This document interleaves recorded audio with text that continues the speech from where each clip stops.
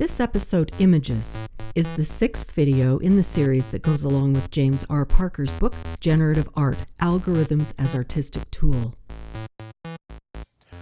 Chapter 5 is about images. And images are photographs, effectively, digital photographs. And we know that a digital photograph is composed of a two-dimensional array of pixels, little spots. So what we're going to have to learn to do is to manipulate those pixels in interesting ways to make art. There are a number of things we can do. First easy thing we can do is maybe change colors. So we can fade the colors in, fade them out, change greens to red, that sort of thing. But we can do more. We can change colors to black and white.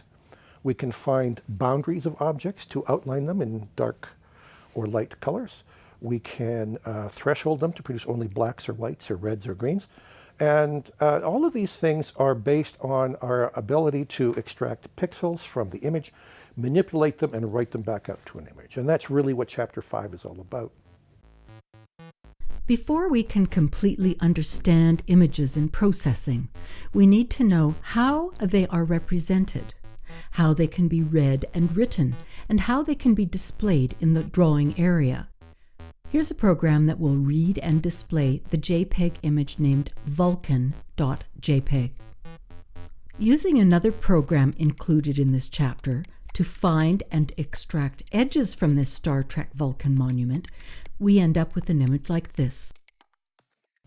At the extreme end of this chapter, what we're going to talk about are what we call image processing operations, which are things that allow you to, for example, take a photograph of somebody and replace every pixel with another one according to some algorithm. So we do some shading, for example. Instead of having real colors, we can shade them in black and white and use little dithering effects to make shading of the images.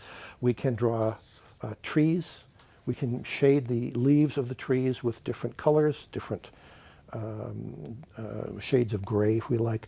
And so these kind of manipulations of images allow us to start from a fixed image and then make it into something that we think is more interesting. In the next part, Jim Parker discusses animation.